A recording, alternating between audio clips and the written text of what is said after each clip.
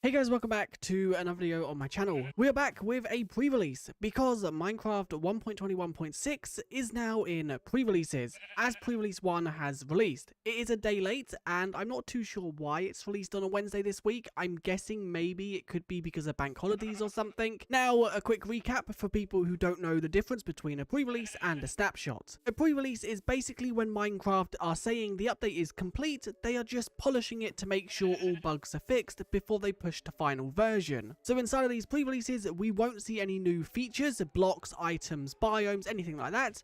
It will only be changes and bug fixes. So now we've got that out of the way, pre-releases also do release more frequently. It don't mean they will release one every day, it just means that if they have enough changes or bug fixes fixed, they could release one tomorrow if they needed. And as for covering these, I will cover them as soon as there's enough to cover them, because obviously pre-releases are normally a lot smaller than snapshots are, so they're not normally worth covering. But anyway, let's cover what is new within this pre-release, because there are some changes as well as a lot of new stuff related to the dialogues. The dialogues is something they have been messing with for the last 3 snapshots now, and they have once again made even more changes in this one. There is also a new one called Quick Actions by default.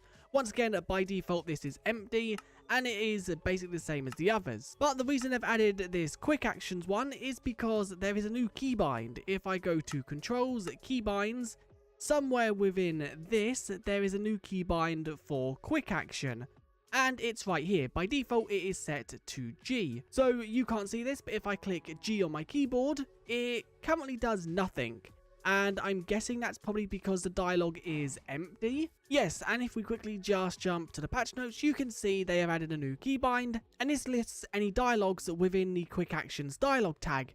Now, if the tag is empty, the keybind will do nothing, which obviously in my case it is empty, so nothing can happen. If the tag only has a single element, then it will only display the single element. If it has multiple, then the keybind will lead to the Quick Actions menu that we saw at the start of the video. And then it will obviously let users pick what one they want to open. Once again, if you don't know what the dialogues are, it's basically for servers to have things like rules or important information without having to send them to third-party websites, or without having it on signs, books and quills and things like that. Now, along with dialogues, once again they have made quite a lot of changes. They've added some new fields: pause, after action, close and none, and then wait for response. There are also some more dialogue types, so you can see they have added even more to this.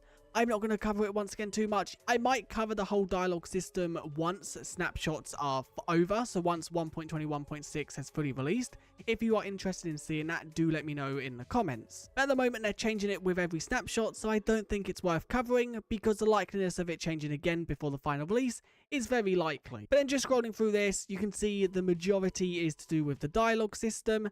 I won't cover it too much. They do also give a example right here. Now, the next thing that is technical within this snapshot is the oversized in GUI. This is a new item model field, which is false by default. If true, the item model will be allowed to be bigger than the slot itself.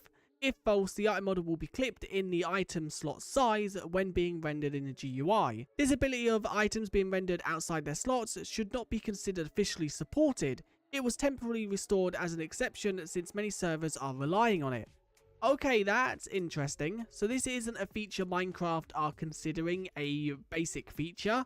They've just added it because it caused more issues than if they was to keep it removed. So here we go. This does make a little bit more sense now that I've seen this part. So the head special model type, which we just saw, no longer supports profile from Minecraft profile component to load a player texture. So it now renders a default player texture when kind is player and no texture override is supplied. It says the fields remain unchanged. I honestly do not understand what changes they've made here. It also says they've removed support for profile from the Minecraft head. And this is just because they've introduced new item models for the player head to handle player profile texturing, loading and rendering. Anyway, let's now jump to the basic changes, the ones that are not technical. First thing is the dried ghast. When it changes from each state, so when it is within water, it will now emit a certain frequency with skulk sensors. And that frequency is 11. So when this goes from its first state to its second state, it will output a frequency of 11, same until it is hatched. In last week's snapshot, Minecraft made it so you could shear things like horse armor, saddles, and carpets off of mobs. Well, in this update, they have made it so it outputs a frequency of 6, but also at the same time, the unshearing of the armor outputs a frequency of 4. Another change is ambient sounds granted from the dried gas block is now controlled under the blocks category rather than the ambient and environment. So if you want to make these quieter, it's now done through the blocks. And then the final change within this is if you had 2 players on a world, one was using the happy ghast and another one was riding a different happy ghast, you could basically drive straight through each other. Well, they have now changed that and you'll now clip each other like you would with most other mobs. I obviously can't show this because I'm in single player, but it would basically work if you had 2 of them together.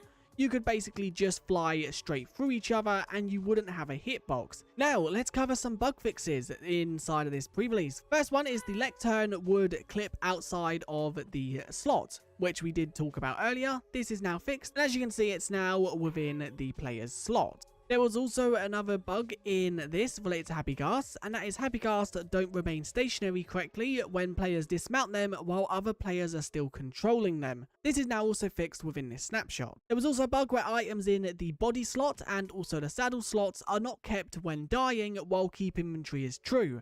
So for example, if you had a saddle on in a slot and keep inventory is true and the mob was to die and respawn, then the items will now be saved within them slots. 2 more bugs that they have fixed is, first one, there was random cases where players could fall through the happy ghast. This is now fixed once again, and I can expect this bug to be fixed quite a few more times because there are always going to be issues with mobs' hitboxes and colliding with them. And then the final bug that I'm going to mention in this video is sniffers. Instead of playing their digging animation, they would play their walking animation. So when they would basically stop to dig, they would just sit there walking instead. This is now fixed and they will play the correct animations as they should. But anyway, that is it for this pre-release. We do not have a release date for 1.21.6 just yet. We do know that it'll be releasing in the future because we are now in pre-releases. My guess is it'll probably release early to mid-June, as that is normally when Minecraft like to release the updates, so they're ready for people when they go on summer break. And looking at the dates, I think the most likely date is June 10th. As next week will be June 3rd, and I think that's a bit too soon because Minecraft normally give themselves a week or 2 for pre-releases, and the 3rd of June is, what, 6 days away? So I don't think that's going to be the likely date.